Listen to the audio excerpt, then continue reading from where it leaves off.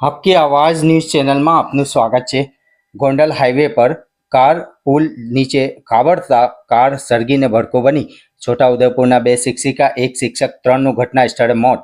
છોટાઉદેપુરના 3 શિક્ષકો પોતાની ઘોડા કારમાં ગોંડલ તરફ જઈ રહ્યા હતા। તે સમયે ધુમ્મસના કારણે કાર રોડ પરથી પુલ નીચે 8 ફૂટ નીચે ખાબકી હતી અને ઇંધણ લીકેજ કે શોર્ટ સર્કિટના કારણે આગનો ગોળામાં ફેરવાઈ ગઈ હતી, જેના કારણે કારના દરવાજા જામ થઈ ગયા હતા।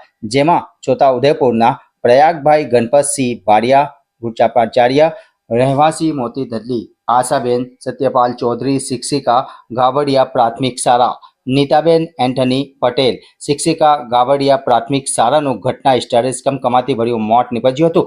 છોટાઉદેપુર પંથકમાં 3 શિક્ષકોના એક આકસ્મિક મોતથી શિક્ષક જગતનો શોકની લાગણી પ્રસરી ગઈ હોવાનું જાણવા મળ્યું હતું। રિપોર્ટ હૈદર અલી।